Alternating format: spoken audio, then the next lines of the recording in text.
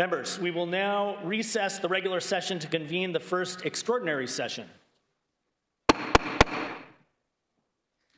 Without objection, we will substitute the prayer pledge and other orders of business from the 2025-26 regular session for those items in the first extraordinary session.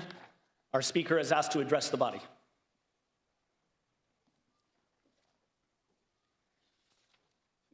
Good morning, members. Thank you, Mr. Speaker Pro Tem. We are gathered here this morning or this afternoon in a chamber whose centerpiece is this portrait of Abraham Lincoln right above this dais. You know, Abraham Lincoln, he kept our republic together at a time in our history when we were the most divided, and yet he saw the humanity in every person. And I know that all 79 of us here, representing 40 million Californians, we were inspired to public service because we want to make life better for people and hopefully leave a legacy.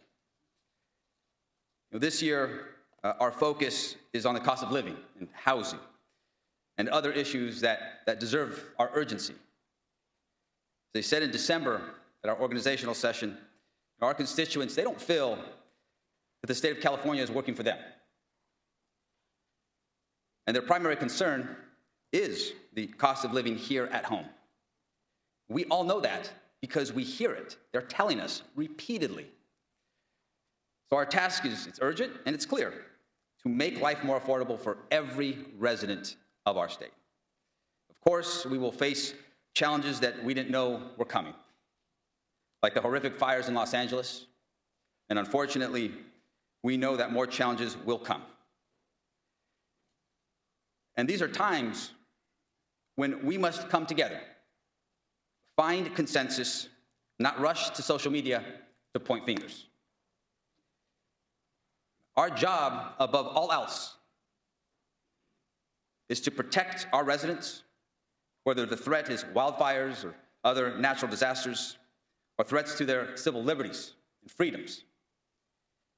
And let me be blunt, right now, Californians are being threatened by an out-of-control administration in Washington that doesn't care about the Constitution, that thinks there are no limits to its power. Increasingly, our own residents are being threatened by actions taken by the Trump administration, and it is our duty to rise to the moment. We must ensure that our residents receive the federal services, the federal benefits that they have contributed to and that they deserve. Given the many executive orders that have been issued over the past 2 weeks, I can say with clarity, we do not trust President Donald Trump. Just consider the words and actions coming from our president. He has referred to undocumented immigrants as animals. He directed a draconian federal freeze on critical resources for school lunches, life-saving medicine, veterans benefits, resources for the LGBTQ community. The list goes on and on and on. This decision, this memo, caused chaos around the country, resulted in dozens of lawsuits filed on behalf of multiple states who moved swiftly to defend vulnerable residents. He said the horrible disaster at Reagan International Airport last week was because of DEI, diversity, equity, and inclusion efforts. Can you imagine? And he said this with no evidence in the first hours when families are just learning about lost loved ones. Then we learned that just the week prior, President Trump had fired the entire Aviation Security Advisory Committee. He's given the keys. He's given the world's richest man more than a seat at the table. He gave him the keys to the White House, to our federal payment system. Together, they are indiscriminately cutting funds from public safety and reproductive health care to HIV and AIDS prevention. They're intent on enacting retribution under the guise of austerity. And as we all know, President Trump, one of his first actions, pardoned violent criminals who viciously attacked U.S. Capitol Police officers with metal pipes, baseball bats, flagpoles, leading to injuries, deaths, and suicides. How can we trust a president who calls for law and order, yet pardons his own supporters when they attack law enforcement? Now, our president has given ICE agents the authority to enter schools, churches, and hospitals, all for showy raids that make the evening news. They're sweeping up many immigrants with no criminal history at all, separated from their families, subject to deportation without due process. These are the facts. Here in California, there are 1.8 million undocumented people. People who pay about $8.5 billion in state and local taxes every single year. They raise families, and they contribute to our communities. These law-abiding immigrants, they are Californians. They are not criminals. Now look, there has been a long-standing policy in our country that undocumented residents who do commit serious crimes, they must be deported. They must be held accountable. This happened under President Biden. It happened under President Obama. It isn't new. What's new is this strategy of fear and chaos, the denial of due process, the plans for mass deportation on an unprecedented scale. They want to end asylum and change the Constitution to remove birthright citizenship. These radical plans, they threaten our residents. So we will do what is necessary to defend our residents. We must defend them, and not just from this immediate threat, but from all the chaos, all of the abuse of power that we're going to see coming from Washington, D.C. over the next 4 years. I want to speak directly to the millions of immigrants who call California home. Immigrants who have worked hard to build a better life for themselves, for their families. You are a vital part of our communities. You are loved, you are respected, and you belong here in the state of California. To my fellow colleagues, I know that we are all up to the challenge, and it is an honor to work with each and every one of you. There is so much talent and knowledge in this room. Of course, there will be some differences of opinion, but I know all of us want to make life better for Californians. I hope that we can all take inspiration from this portrait of Abraham Lincoln. That's why it is here. During difficult times, he kept his head. He knew what he believed in. He stayed true to his values, but he never lost sight of the humanity of all Americans. Chaos has no place here. Fear and hatred have no place here. We will be professional, collaborative, and focused. We are not going to be distracted from our mission to protect our residents, to protect our economy, and to deliver the best possible public services to the 40 million Californians we all represent. Thank you very much.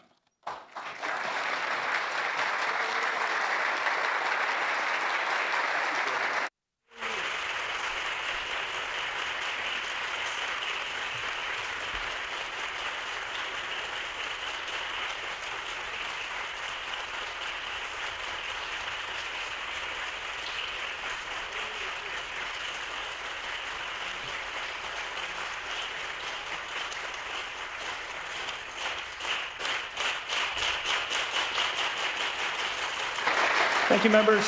Thank you, members. Moving to business on the file, item 1, Senate Bill 1 by Assemblymember Gabriel. With amendments, the clerk will read. Senate Bill 1 with amendments by Assemblymember DeMaio. Assemblymember DeMaio, you're recognized on the amendments. Thank you very much, Mr. Speaker. And Mr. Speaker, I appreciate your commitment to, quote, be professional and be collaborative. We may have disagreements about policy, but we can debate our disagreements and hear both sides. And I hope that that commitment is followed through the remainder of this term. I offer an amendment for my colleagues to consider that would clarify that not a single penny in this measure would go to provide legal defense to a state or local politician or a Senate-confirmed cabinet officer if the federal government brings charges against them for impeding federal law enforcement duties. I think it's important that we understand who's really aided or benefited by this bill. And there are a lot of instances where issues have been raised about the appropriateness or the legality of elected officials, government officers, engaging in conduct that some may consider aiding and abetting criminals or interfering with the federal government's authority and right to enforce federal law. I would commend to you a letter distributed to a number of elected officials throughout the state of California in December by America First Legal that lays out a number of federal laws that state and local officials in California may run afoul of. Thank you, Mr. Speaker. Thank you, Assemblymember DeMaio. Assemblymember Bauer-Cahan, you are recognized. Thank you, Mr. Speaker and members. I want to thank my colleague from San Diego first for his comments regarding debate on this floor. As a former presiding officer, I couldn't agree more that I hope debate on this floor remains open, respectful, and continued, and that's why I rise in opposition to these amendments. I think it's incredibly important that this body understands the breadth of this amendment. First of all, I want to say that I believe, and I've served with many of you for many, many years, that each of us took that oath of office on the first day to stand by the law, to uphold the Constitution of this great state and the United States of America. And I actually believe that all 79 of us try to do that every day and do that to the best of our ability. I also believe our local elected officials, public servants who serve their communities day in and day out, are doing their best. But this amendment would stop any payment of legal services. And I want to make a point about the law, and I know you guys have had my law school lessons before, so here's another one. But the state of California has sovereign immunity under the Constitution. So if someone doesn't like what the state is doing, they can't sue the state. But you know who they can sue? Each and every one of us. And if that were to happen for the actions of the state would defend us in those lawsuits. I think that is wholly appropriate. And so that is part of the reason why I don't think this amendment is appropriate. I would respectfully submit that we do continue, even after today, to control the purse strings on every dollar that is spent by the Attorney General and others that would defend us. And if there was some specific instance that we found inappropriate, we do control those purse strings, and we could. But the breadth of this amendment that would stop all defense of us, at a time especially when we're being threatened with legal actions for doing our jobs, for protecting Californians, I think is just too much, too far, and not appropriate. And with that, I respectfully ask for your no vote on these amendments. Thank you, Assemblymember Bauer-Cahan. Majority Leader Aguiar-Curry, you are recognized. I move to lay the amendments on the table. This requires a second. Seconded by Assemblymember Garcia. This motion is not debatable. It takes a majority of those present and voting members. This is a procedural vote. The clerk will open the roll. All those vote who desire to vote. The Majority Leader is asking for an aye vote. Assemblymember DeMaio is asking for a no vote. All those vote who desire to vote. The clerk will close the roll and tally the votes. Ayes 52, noes 17. The amendments are laid on the table. Senate Bill 1 by Assemblymember Gabriel. Clerk will read.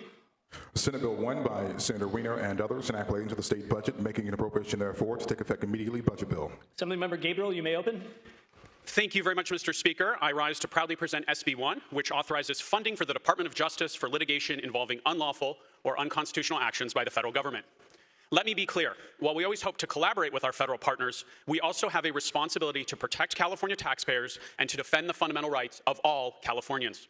For this reason, we cannot and we will not stand idly by while the Trump administration breaks the law or violates the U.S. Constitution. And this is not theoretical. As you heard our speaker so eloquently lay out, in the last few weeks, we have seen efforts by the Trump administration to unilaterally rewrite the Constitution and to withhold critical funding from California residents. Californians should rest assured that their elected representatives will vigorously protect both their fair share of federal dollars and their fundamental constitutional rights. Colleagues, it's important to understand that this bill simply authorizes funding up to $25 million. We are not spending $25 million today, and we hope that the administration will back away from its efforts to violate the Constitution and unlawfully withhold money from Californians. Colleagues, this bill includes important reporting and transparency language and will ensure that we are prepared to protect California taxpayers and defend their sacred constitutional rights. I respectfully ask for an aye vote on SB 1. Thank you, Assemblymember Gabriel. Assemblymember Asali, you are recognized. Thank you, Mr. Speaker. I rise in opposition to this bill, SB 1. And as for the comments we just heard by the Speaker, it was some of the most partisan, divisive, and factually inaccurate statements I've ever heard. The President of the United States was overwhelmingly elected in the Electoral College and in the popular vote. He had a mandate to come into office and to enforce the laws of the United States. That's exactly what he's doing. He is not undermining the Constitution. He has not signed one thing that's contrary to the Constitution. He's enforcing the Constitution. He's enforcing our immigration laws. He's removing criminal, illegal immigrants from our society, from our community. I believe we should be working with the President of the United States, not fighting him and suing him. That is not a good measure of good faith. And what you are trying to get out of the federal government and how this is going to be perceived, this is not going to look favorable upon us when we're asking for aid for our state. Mr. Speaker, I ask for a hard no on this bill. Thank you, Assemblymember Saley. Assemblymember Ward, you are recognized. Thank you, Mr. Speaker. Rise in strong support for SB 1. I want to thank our colleague from Los Angeles for bringing this measure forward. I want to thank our colleague in the Senate from San Francisco for introducing this measure because it's been a long time coming. In fact, 2.5 months now that so many in our community have been fearful about what the new future would look like for them and the Californians that we so desperately protect. As the chair of our LGBT Legislative Caucus, I can tell you that the fear and the worry has been real and palpable. And just in fact, this last weekend, having talked with a number of our community leaders, we recognize that these hits are already coming to many of our social service providers. Those that are seeing their contracts canceled, that are providing behavioral health services, that are providing STD counseling and HIV prevention services, and the list will go on and on and on. But worse, some of the executive orders that have already been coming that are attacking Californians, transgender Californians, for service members for their ability to access health care for their children, for service members themselves and their ability to actually serve openly and honestly for who they are when they're doing a great job serving our nation, for our educational institutions, both K-12 institutions as well as our higher educational institutions, and the list goes on and on. We are a state, we are a great state of 40 million people who deserve us to be able to stand up and be able to support the vision that we have for California and the support systems that we have for the brighter opportunity for all of them in education, in healthcare, and the list goes on and on and on. We know that our state, under then Attorney General between 2017 and 2020, was able to successfully sue the federal administration for violations of the Constitution, for violations of our rights, and was able to recover so much more than the down payment that we are authorizing, like a bill here today, to be able to make sure that we get our fair share.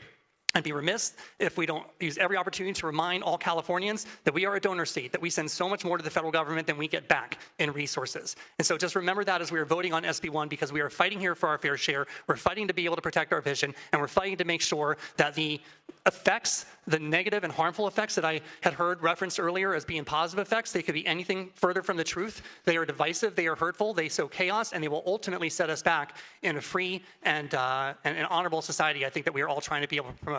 For that reason, I'm in strong support of SB 1. Thank you, Assemblymember Ward. Dr. Baines, you are recognized. Thank you, Speaker and members.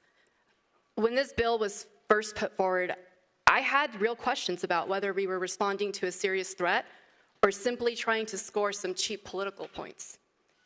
But this new administration has erased any doubts that I may have had. The President and the Speaker of the House have shown us the kind of men they are. They've looked into the eyes of fire victims, and all they've seen is an opportunity to use them as pawns of their culture war. They want to handcuff our first responders, pause our disaster recovery, and delay home rebuilding because they want to brag about sticking it to California. Imagine standing surrounded by the ashes of the LA fires, where thousands have lost everything they've owned, and having the audacity to say, we'll help you rebuild, but first, change your state's voting laws. I spent time deployed to the fire zone, and I've seen firsthand the destruction and the impact on families. To say they haven't been through enough isn't just callous. It's a fundamental betrayal of American values. Look, state policies have undoubtedly played a major role in increasing the cost of living in California. And that's why I've routinely voted against many of the bills that my fellow Democrats have authored and passed off this floor. But there's a time for fighting and a time for being a team player and working together.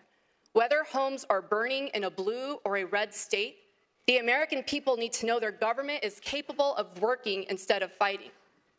Look, in the emergency room, I don't ask for someone's voter registration before I attend them as a doctor. A firefighter doesn't check your political yard sign before putting out your house fire. All I can say is thank God the President and the Speaker of the House are not first responders, because instead of running towards the emergency, they are literally running away from it. president has made a habit of calling our governor scum on his fake version of Twitter. Mr. President, what would you call someone who holds disaster aid hostage and uses fire victims for political gain? Because I can think of a name for someone like that. California needs to fight for the lives of the people. The president and the Speaker of the House have decided that they are just collateral damage. If Washington won't do its job, then we'll do it for them. This is what this bill is all about, and I urge a strong aye vote. Thank you, Assemblymember Baines. Assemblymember Schultz, you are recognized. Yes, thank you, Mr. Speaker. I was not planning to address the body today, but I felt moved to do so when I heard both from our Speaker, who I echo every single point that the Speaker said today, and I also felt compelled to speak when I heard from my colleague from Corona. Now, my colleague from Corona mentioned that there were some inaccuracies, misstatements in the Speaker's comments. I disagree, and that's a fine point to bear. We can disagree in this body, but I also heard what I believe are incomplete statements from my colleague, and therefore I simply want to, on the record, before we take a vote that the entire state, and I would argue the entire country may be watching, I want to point out two things that my colleague may not be aware of. First of all, this administration is willfully and knowingly attempting to change the Constitution of the United States. I simply ask everyone today, Google Article 5 to the United States Constitution. You will not find the words president or executive anywhere in there. The only way in which the United States Constitution may be amended or changed is by the state legislatures or by the Congress, and not the executive branch. With regards to the pause or the freeze on federal funding, I'll simply add that Article 1, Section 9 grants no such authority to the executive branch. The actions of this administration violate not only the Impoundment Act of 1974, but violate the Constitution itself. And so I'll simply close with this, Mr. Speaker. I know I'm new here, but not that long ago, we all took an oath together to support and defend the Constitution of the United States and the Constitution of the state of California, and to defend it against all enemies, foreign and domestic. We have an obligation, in the absence of congressional leadership, to stand up and to safeguard the Constitution that we all swore to uphold, the Constitution that President Lincoln himself fought to defend. And if we won't do that in this moment in which we will all be judged, I simply ask, what the heck are we all doing here? I strongly urge a vote on yes for SB 1. Thank you, Assemblymember Schultz. Assemblymember McKinnon, you are recognized. Mr. Speaker, I rise in support of this measure. Let's be clear. This measure is not about one American. This measure is about 40 million Americans who live right here in California and who rely upon us and our federal government to protect us during natural disasters and to respect the due process of the law that is guaranteed to us in the 14th Amendment of the Constitution, to respect the rights afforded to California and all states under the 10th Amendment of the Constitution, to respect the voting rights afforded to Californians and all U.S. citizens under the 14th Amendment, the 15th Amendment, the 19th Amendment, the 24th Amendment, and the 26th Amendment of the Constitution. We would be derelict in our duty to not protect this great state from threats, both foreign or domestic, that seek to undermine the rule of law in the United States.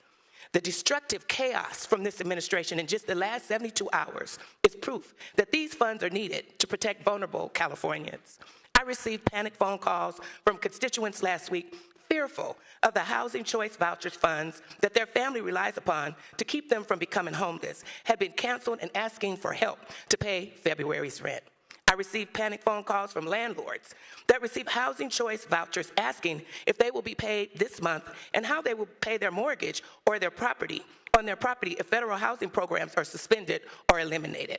I received tearful pleas from veterans, seniors in my district asking what will happen to their ability to access health care if funding for VA and Medicare are suspended. Members, these are real threats to real Californians. Every member in this chamber raised their right hand and took an oath to protect and defend the Constitution. Today's action will give California the resources we need to protect our people from a very real domestic threat to the Constitution and to protect the residents of this state that we all here in this chamber swore to protect and defend. It's time to act, and I respectfully ask for your aye vote. Thank you, Assemblymember. Assemblymember Zbor, you are recognized. Thank you, Mr. Speaker. I rise today in strong support of Senate Bill 1. It's unfortunate that some in the minority seek to portray the motivation for this funding as partisan or political or that it's about protecting politicians. There could be nothing further from the truth. This is about protecting our people, Californians, and our economy. There is nothing partisan about ensuring that hungry kids have food to eat, or protecting families from being ripped apart in churches, or standing up for brave service members risking their lives for our country, or ensuring that emergency assistance for wildfire victims make it to those in need. Last week, the president tried to illegally stop payments for programs that all Californians depend on, not just in blue districts or red districts or Democratic counties or Republican counties, but everywhere and for everyone. California was locked out of our Medicaid payment system. In Tulare County, 63% of residents rely on Medi-Cal for basic health care. In Imperial, it's 57%. In Glenn County, it's 49%. And in Riverside County, it's 42%.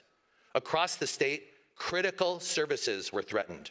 Funding to hire firefighters in Orange County and Modesto, for bulletproof vests to protect police officers in Yuba City and in Indio, for small farmers in San Diego County and the Central Valley to grow food for hungry families. Firefighters and police officers and farmers don't care which party controls the White House or our state government. They care about serving our communities, and they need the resources to do it. Our Attorney General secured a temporary restraining order blocking the president's actions, but it's temporary, and we must continue to defend the rule of law. I don't believe that any member here would rather not spend these funds on other priorities, but the administration in Washington has forced our hands. It would be a dereliction of duty to do nothing as they violate the law and harm our families, our communities, and our economy. The president may betray his oath to uphold and defend the Constitution against all enemies, foreign and domestic, but we cannot. I respectfully ask for your aye vote on Senate Bill 1. Thank you, Assemblymember Zbora. Assemblymember Bennett, you are recognized. Thank you, Mr. Speaker. It's beyond preposterous. It's sad. It's beyond laughable. It's truly sad for someone to stand up in here and tell us the President of the United States is not putting the children of California at risk, that the President of the United States is not putting every vulnerable person in California at risk, that the President of the United States is not putting all of us at risk. And the simple, straightforward piece of evidence that proves how preposterous, laughable, and sad those statements are is the fact that during this president's first administration, the state of California sued the administration more than 100 times. And in more than 2/3 of those cases, the courts ruled that this current president's administration was violating the law or the Constitution or both. That should be case closed. But what's truly sad is that there are a number of good people sitting on this floor today who know how sad it is, these statements being made, and will not be able to stand up and vote in the right way today. I feel sorry for some of my colleagues in that situation, truly. But it is beyond sad that we are in this state in this country right now. Thank you. Thank you, Assemblymember Bennett. Assemblymember Muratsuchi, you are recognized. Thank you very much. I also lament that we are in this situation where we have the President of the United States attempting to dismantle our democratic government and our Constitution. But at this time, in this moment, where our democracy is under attack, our Constitution is under attack, where we have the President issuing executive order after executive order, blatantly unconstitutional, blatantly unlawful, such as trying to unilaterally take back the constitutional right to birthright citizenship, to unilaterally freeze federal funding when we all learned in high school civics that it is the Congress that appropriates funds and that the president cannot unilaterally withhold funds that have been appropriated by Congress. All we have to fight for Californians is to resort to the courts.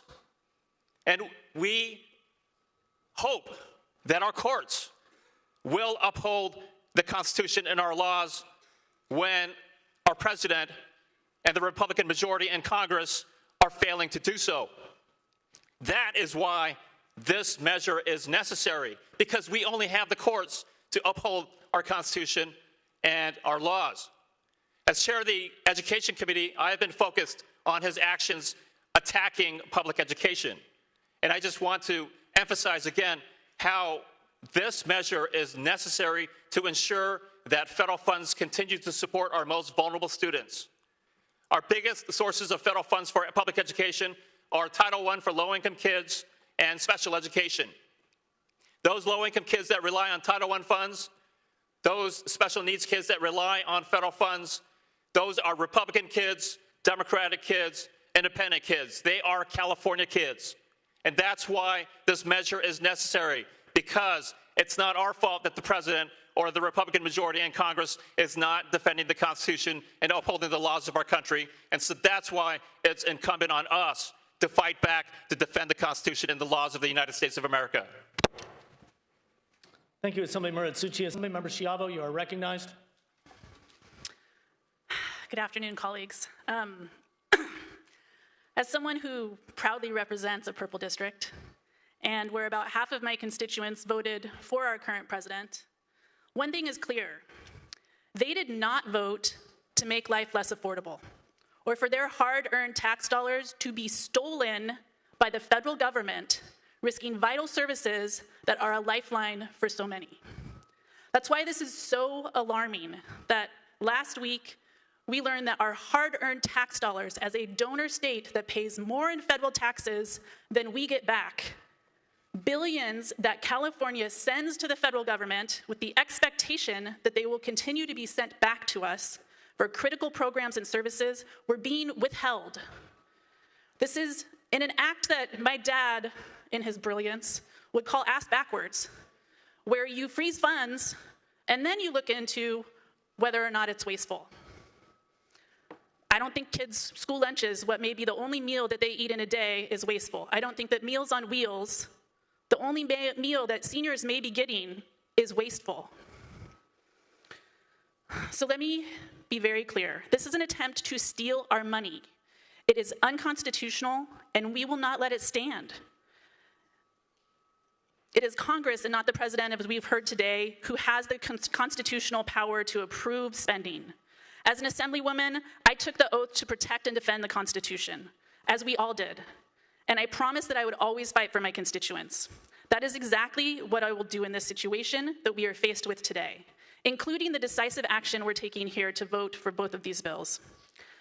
We have seen that stealing from Californians, plain and simple, is what this is.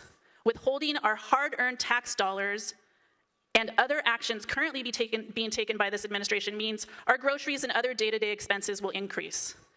It means that at a time when far too many are struggling, the cost of living will go up. So many in our community, including myself, moved to our district because we knew that housing was more affordable and we had great schools.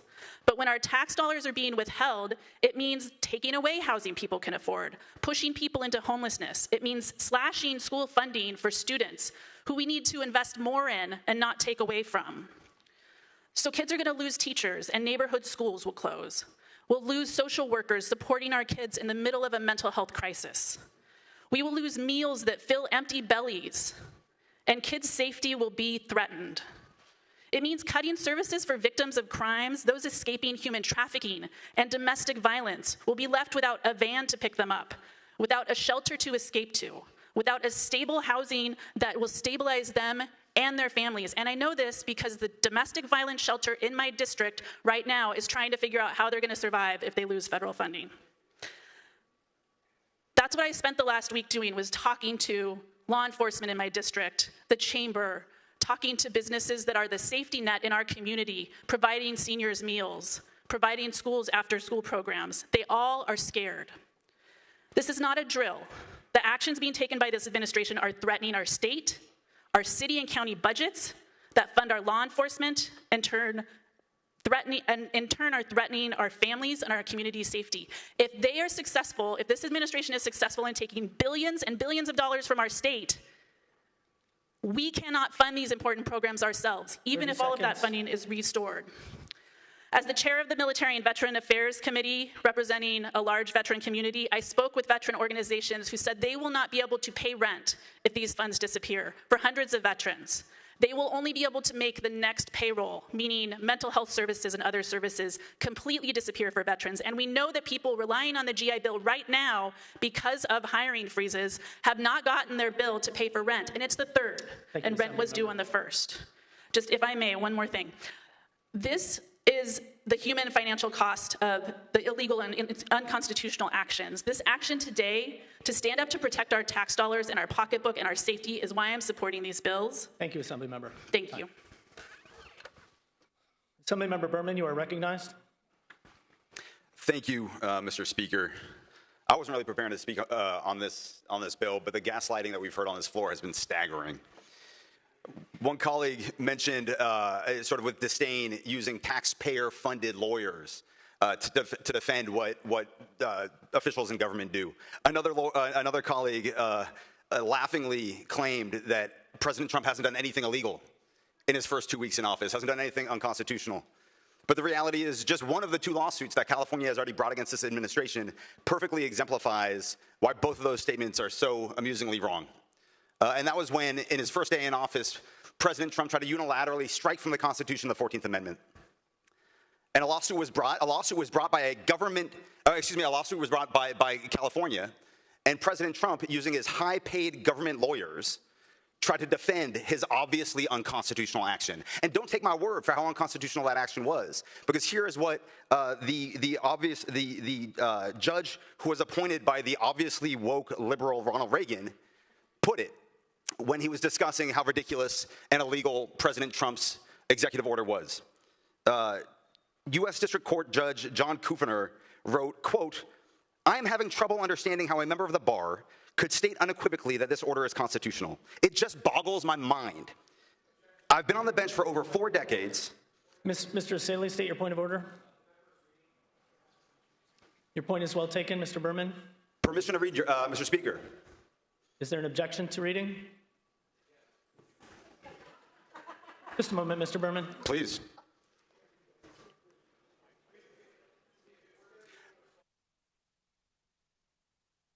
This is not debatable, Mr. Saley. Your objection is noted. We will move to a vote, all those present voting, on whether or not the member can continue to read. Clerk will call the roll.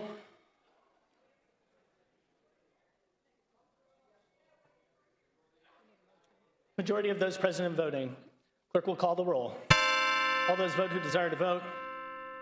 All those vote who desire to vote.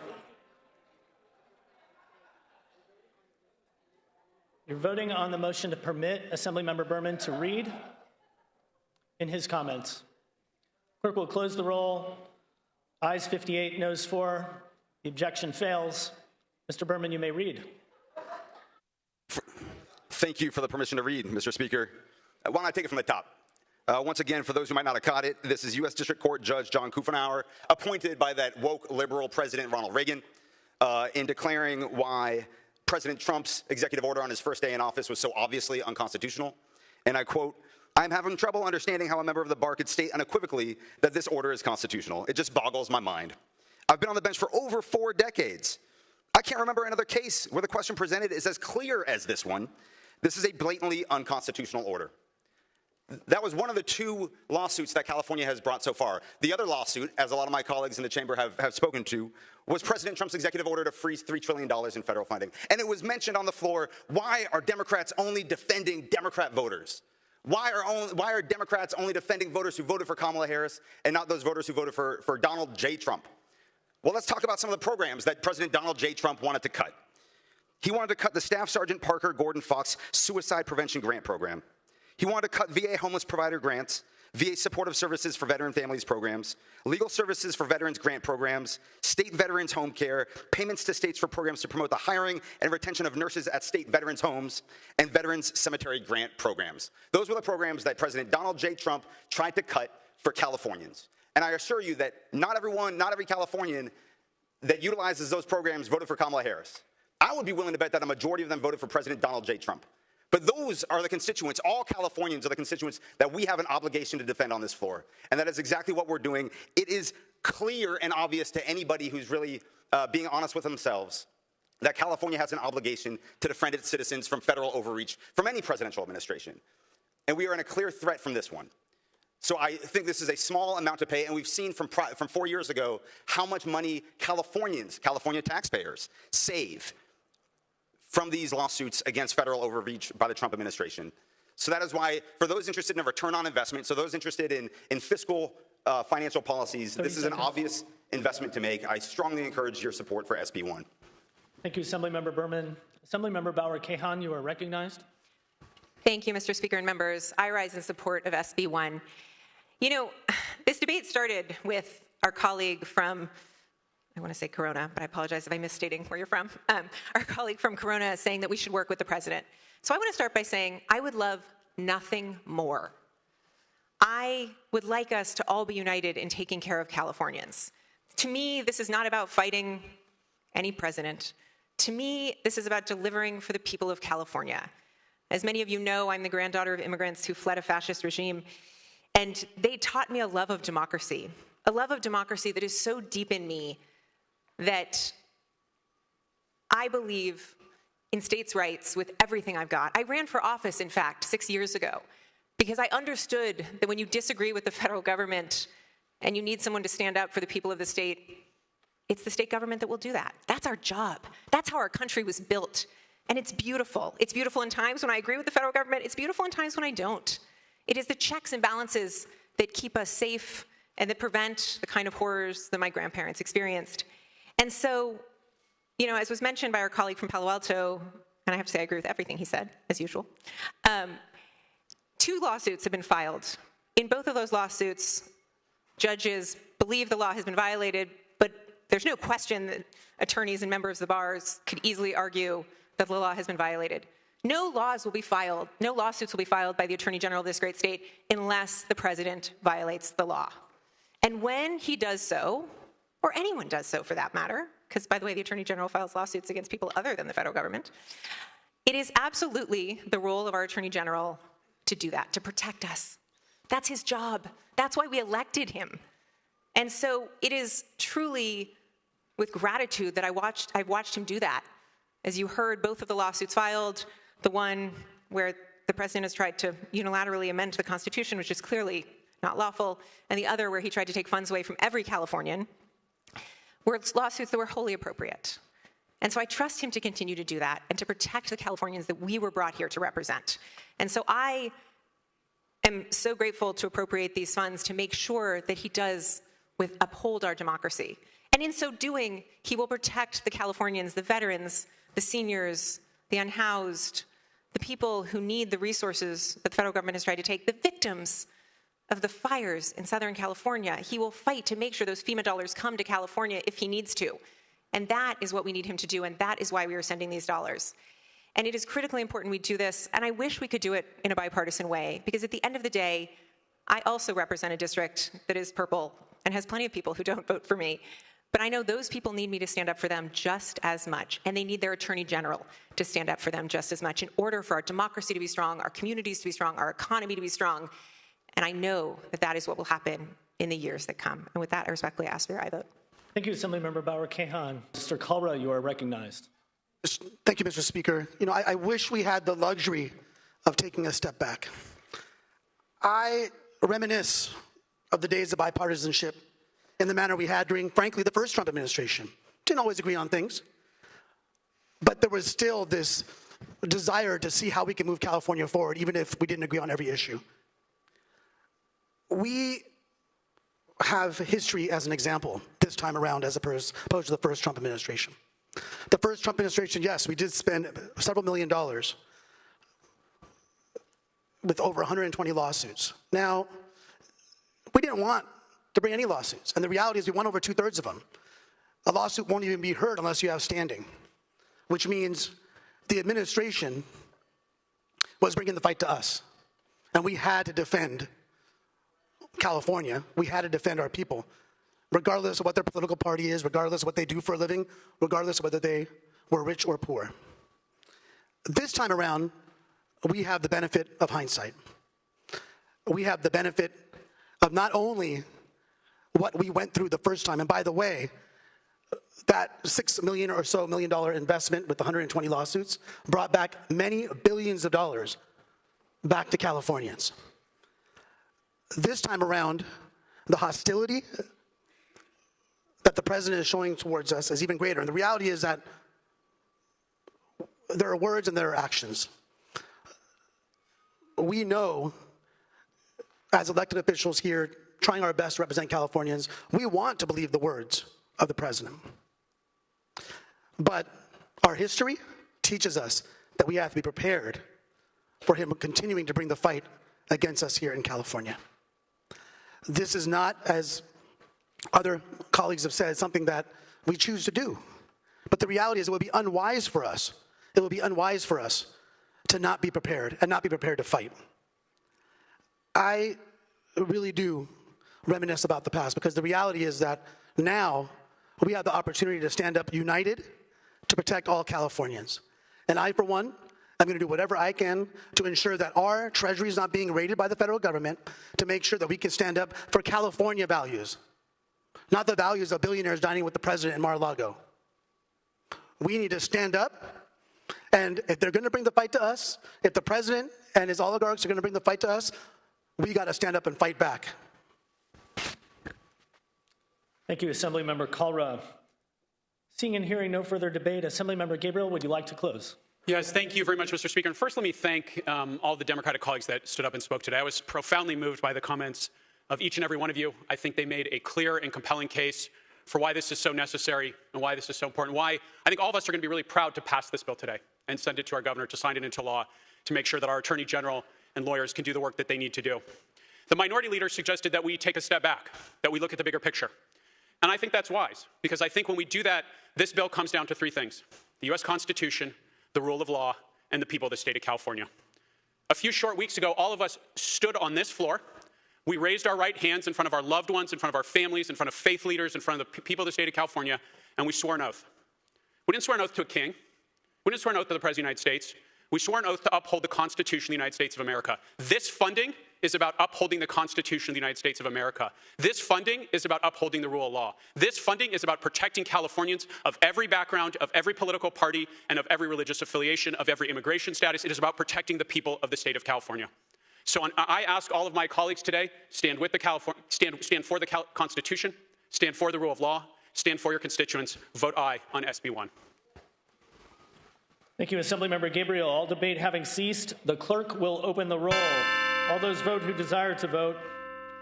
All those vote who desire to vote. All those vote who desire to vote. Clerk will close the roll, tally the votes. Ayes 57, noes 0. The measure passes. Noes 17 without objection.